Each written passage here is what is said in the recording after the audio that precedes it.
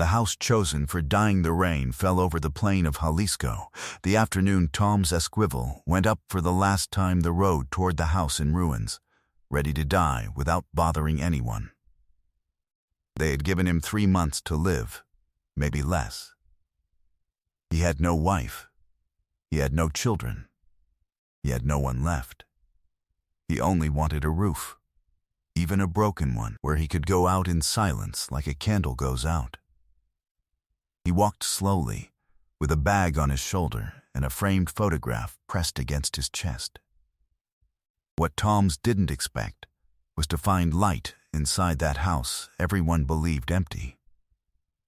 Welcome to this channel, where the stories of the countryside teach us that sometimes when we go to say goodbye to life, life is just about to begin. Stay until the end. This story is going to touch your heart. Tom's was 60 years old and had a tiredness older than his body.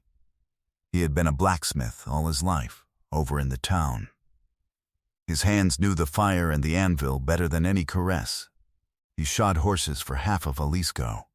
He forged grills, tools, crosses for the cemetery. But the smoke of the forge, year after year, got into his chest. First it was a dry cough, then the blood in the handkerchief. In the end, he could no longer lift the hammer without doubling over from the pain. He sold the smithy to pay the city doctor. He sold the tools, the anvil, even the bench where he sat. The doctor examined him, looked at the x-rays, and lowered his gaze. There was no cure. He only gave him a date and some words of comfort that sounded hollow to Tom's. 3 months, maybe less. Tom's left the doctor's office and walked aimlessly through the streets of the town. He saw the families at their doors. He saw the children playing. He saw everything he never had, or everything he had once and lost. And he decided, right there, that he wasn't going to be anyone's burden. He had no one to ask to take care of him. He didn't want the pity of the neighbors. He didn't want to die in a borrowed bed listening to people whisper. He remembered then his grandmother's old house on the outskirts of the town. The one that had been abandoned for years. The one people said was haunted. Because at night, they said, noises were heard. No one went up that road. There Tom's went, with his bag and his photograph, to die where no one would see him fall, where his agony wouldn't be in anyone's way. He thought it was the last thing he could give the world, his silent absence. It was an adobe house with the roof half caved in, the windows without glass, the corral full of weeds. An old mesquite gave shade to the entrance. The basin was dry and cracked. It smelled of dust, of damp, of years of solitude. Tom stopped at the threshold and breathed that air of abandonment he knew so well, because it was the same air he carried inside him. He pushed open the rotten wooden door and went in. And he stopped short. Inside, next to a small fire, there was a young woman embracing 2 children. The 3 of them looked at him with eyes wide open. The woman got up at once and put herself in front of the little ones, with a branch in her hand, trembling but firm. "Don't come close," she said with a broken voice. "We have nothing to steal. Please, don't hurt us. I swear we were already leaving." Tom's lowered the bag slowly. He raised both hands, showing he carried nothing. "I don't come to hurt you, ma'am," he said in a low voice, with that tired voice that barely came out anymore. "I come for the same as you, it seems, to look for a roof." He coughed, and the cough doubled him over for a moment. The woman watched him cough, and something in her instinct told her that man wasn't a threat. He was barely a shadow of a man. They stayed looking at each other in the dimness, 2 frightened strangers, while outside the rain came down hard and the children clung to their mother's skirt. "There's room for everyone," said Tom's at last. "The house is big. You and your children stay in the room with the fire. I'll go over there." And he pointed to the back room, the coldest, the darkest. The woman said nothing, but she lowered the branch slowly. Her name was Luca. She was 26 years old and had 2 children, Martin, 6, and Sofa, 4. They had been 3 days in that house in ruins. Eating the little Luca had been able to carry in a sack. Toms didn't ask what she was fleeing from. There was no need. The fear in her eyes said it every time a noise came from the road. The old yellowing bruise she tried to hide under the shawl said it. The way she embraced the children, as if someone might come to take them from her, said it. That night, Tom slept on the floor of the other room, far from them, so the woman wouldn't be afraid. He coughed all the early morning. Luca heard him, and although she didn't know him, something in that cough of a finished man softened her fear. The next morning she brought him a mug of hot water with a bit of herb. For the cough, she said, without looking him in the eyes. It was the first time in a long while that anyone gave Tom something without asking him for anything. The next day, Toms went out early, still coughing, and with his old blacksmith's hands began to fix what he could. He covered a hole in the roof with sheets he found in the corral. He fixed the door so it would close well. He made a bar on the inside, so that no hand from outside could open it. Luca watched him work in silence and understood without his saying it that that sick old man was putting a door between her and the thing she was fleeing from. The children lost their fear of him first, as happens with children. Sofa, the little one, came over to him one afternoon and touched his hands full of scars. "Does it hurt?" she asked him. Tom smiled, and it had been years since he smiled. "Not anymore, my girl. Nothing hurts me anymore." Martin, the eldest, followed him everywhere, passed him the nails, learned to hammer. The boy didn't talk much.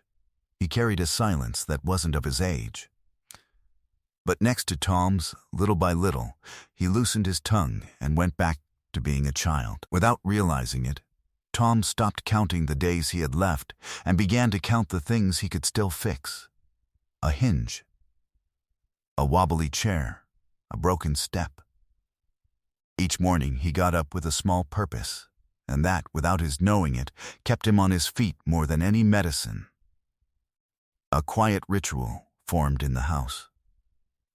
Luca ground the little corn at dawn and threw the tortillas. Tom split firewood, slowly, resting between blow and blow. The children hauled water from the stream in small buckets. At night, the 4 of them gathered around the fire, and Toms told stories of the town, of when he was a blacksmith, of the horses he had shod, of the fairs of before. Luca mended clothes by the light of the fire. It was poor, all that, but it had a peace neither of them had felt in years. Luca, little by little, told her story. She had married at 18 to a man from the neighboring town, Ernesto. At first he was good, or at least seemed it. Then came the drink, and with the drink, the blows. First it was words, then shoves.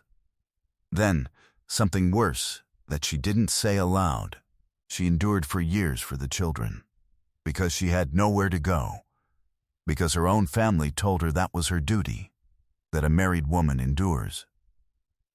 Until the night the man, drunk, raised his hand against Martin for dropping a jug. That same early morning, while Ernesto slept off the drunkenness, Luca grabbed her children, a mended blanket, and a little bread, and set off into the hills without knowing where. She walked 2 nights hiding from the road. She reached the house in ruins because it was the only place where she believed no one would look for her. "If he finds us," she told Toms one night, with her voice trembling, "he takes us back. And me he won't let out again. I know him. He won't rest until he finds us." Toms said nothing that night. He stayed looking at the fire a long while. But the next day he sharpened an old machete he found rusted in the corral and left it by the door. not to use it.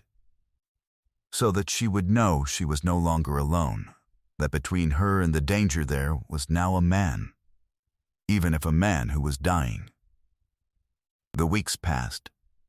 The house in ruins gradually became a home. Tom's repaired the wood stove, and Luca began to make tortillas and a stew with what they got. The children laughed again. Tom's carved them wooden toys with his knife, a little horse for Martin, a little doll for Sofa. In the afternoons he told them stories of the town, of when he was a blacksmith, of the horses he had shod, and although the cough didn't go away, the days next to that borrowed family tasted different. They tasted of something that had been lost long ago. One afternoon, Luca was cleaning the room where Tom slept and moved the old man's bag to sweep. From inside slipped the framed photograph he always carried. Luca picked it up. It was the portrait of a young woman with a child in her arms from many years ago. She turned it over. On the back, written by hand, it said a name and a date. But that afternoon, without knowing it yet, Luca held in her hands something that was going to explain why destiny had taken that old man, precisely to that house. When Tom's came in and saw her with the photograph, he stayed quiet a long moment. Something crossed his face.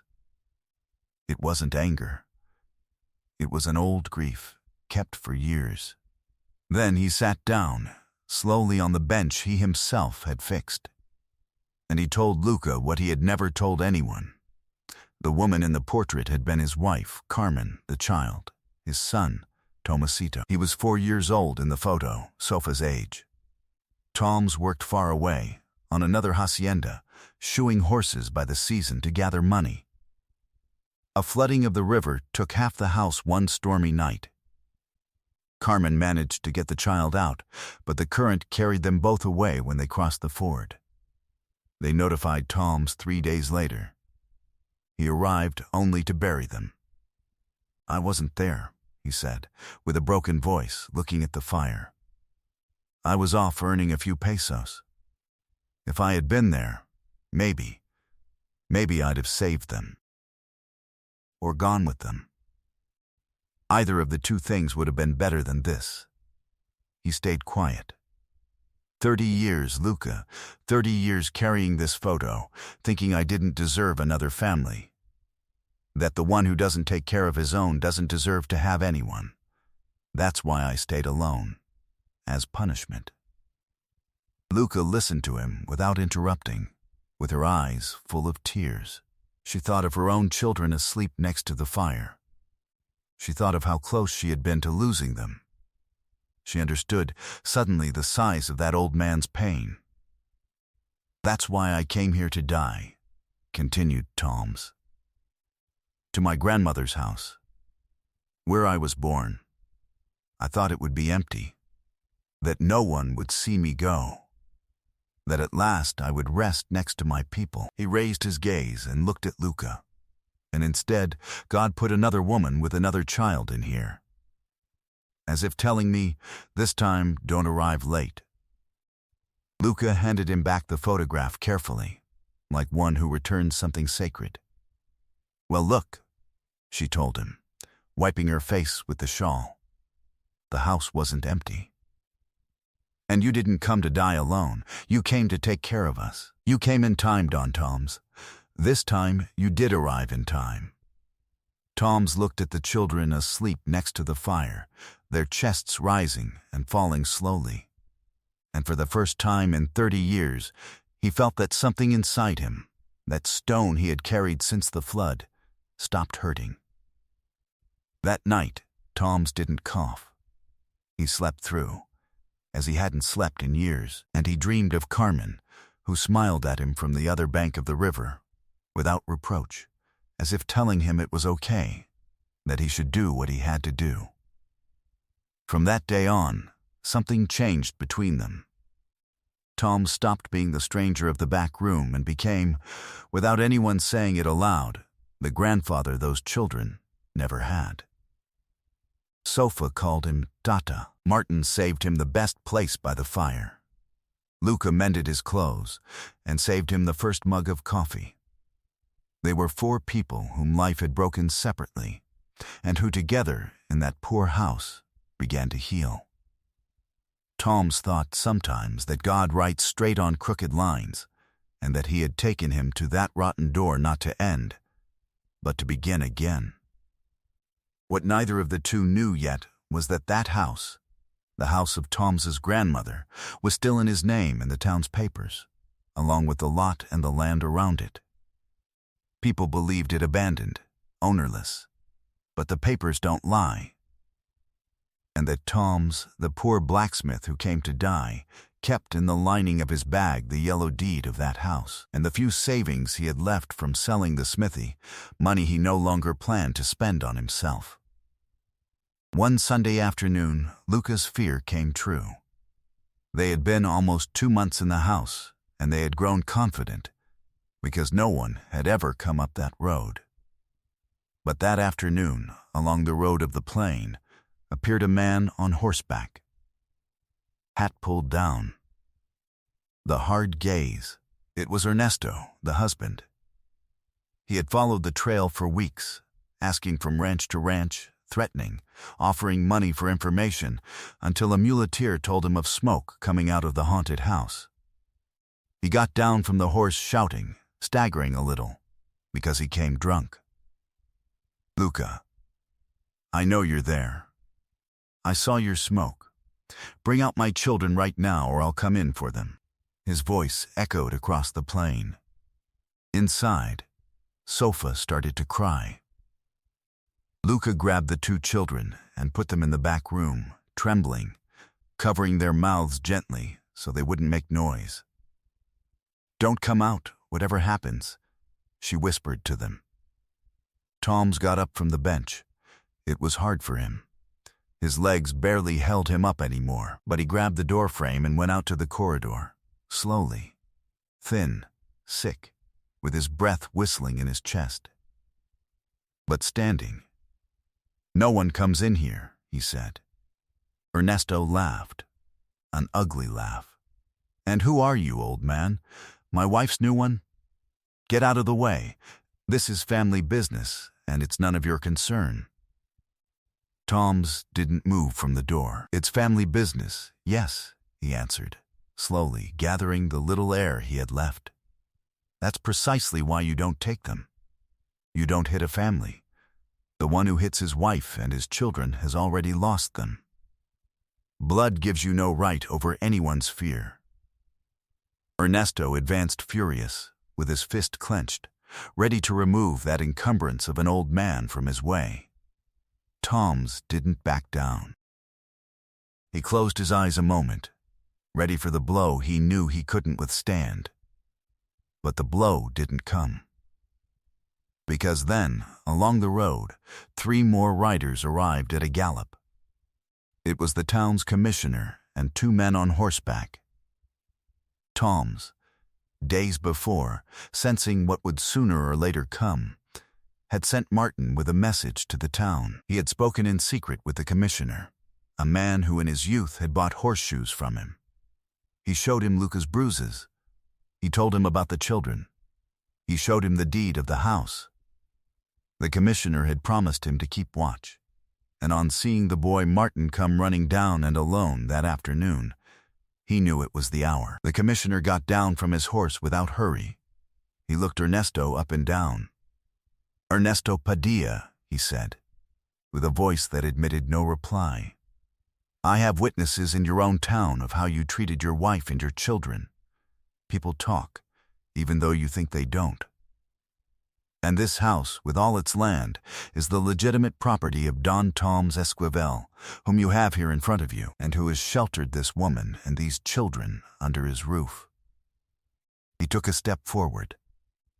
"You have nothing to do here. Get on your horse and go, before this gets very ugly for you. And if you come close again, I'll take you away tied up." Ernesto looked around. He saw the commissioner. He saw the 2 men. He saw the sick old man who had not lowered his gaze for an instant. He saw that he was alone, and that his strength, The only thing with which he had commanded all his life was of no use to him there. He clenched his teeth until they creaked. He spat on the ground, and he got on his horse. "This isn't going to stay like this," he muttered. But everyone knew that yes, it was going to stay like this. Because a coward is only brave against the weak. He left the way he came, at a trot, knowing that all over the plain they already knew what he had done, and that his name would carry that shame forever. There were no blows. There was no blood. Only a bad man leaving in silence, defeated by an old man who could barely stand on his feet, and by a town that had at last stopped looking the other way. Luca came out with the children and embraced Toms, who was trembling from the effort, barely holding himself up by the frame. "You're crazy," she told him between tears, laughing and crying at the same time. "He could have hurt you. He could have killed you." Tom smiled, tired, letting himself fall onto the bench. "My girl, a man who's already going. What's he going to be afraid of?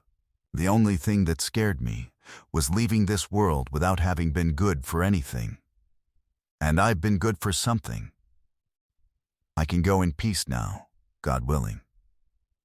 Although the truth," he added, looking at the children, "I'm not in such a hurry to go anymore." By the time winter came, the house in ruins was no longer in ruins. Toms had put the deed in the name of Luca and the children before the town notary. He did it as soon as he could go down, leaning on Martin. "So they'll have a secure roof for the rest of their lives," he told the notary. "A roof no one can take from them, not a husband, not a judge, not anyone." The notary sealed the papers, and for the first time in her life, Luca was the owner of something. With the little money he had left from the sale of his smithy, the money he kept for nothing, Toms bought some hens, a goat, seeds for the lot, glass for the windows. He repaired the whole roof. He raised the corral up again. The house people believed haunted, filled with clucking, with bleating, with children's laughter. The neighbors, who before didn't go up that road, began to greet them as they passed. Good people of the town sent Luca a little dough, some eggs, a blanket for the cold. And although the cough was still there, crouched in the chest, Tom's lasted much longer than the 3 months the doctor had given him.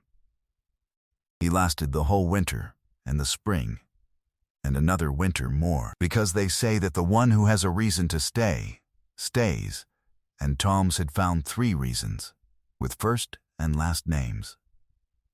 On winter afternoons, with the fire lit and the north wind outside, the 2 children laughed around the long table while Toms carved them a new toy or told them an old story. Martin no longer carried that silence. Sofa slept without nightmares. Luca sang while she cooked, something she hadn't done since she was a girl. The photograph of Carmen and her son no longer lived hidden in the bag. Luca had put it in a clean frame, on the shelf, in the place of honor of the house, next to the fire, where the whole family could see it every day. "They're of the house too," Luca had said. "They're family." And Toms, on seeing it there, lit by the fire, felt that at last Carmen and his son rested accompanied, that they were no longer alone in his memory, but surrounded by new life. One night, while the children slept, Luca served Toms a mug of caftioia and sat down beside him by the fire. She looked at him a while in silence, that old man who had come in one rainy day, ready to die. "You know something, Don Toms?" she said at last. "You came to this house to die, and instead you taught us all to live. The children and me. You gave us back the will." Toms didn't answer with words. It had been a while since words were hard for him. He only squeezed her hand, that hand of hers that no longer trembled from fear, and the 2 of them stayed looking at the fire, in peace, like a real family. Sometimes the true home is not the house where we were born, nor the family that blood gave us, but the roof we find when we no longer expected anything, and the people who appear to remind us that we're still good for loving. Tom's had gone out to look for a place to die, and had found, in a house in ruins, a reason to stay alive. Do you believe that the worst moments of life can be, in reality, the beginning of something better? If this story touched something in your heart, leave me a comment telling me from which corner you're joining us. Subscribe to the channel and turn on the bell so you don't miss the next story. And share it with someone who needs to remember that it's never too late to serve, to love, and to find a home. Thank you for accompanying me with all your heart to the end. I already have another story waiting for you. That house, which one day was chosen for dying, became the place where 3 lost souls learned, together, to live again.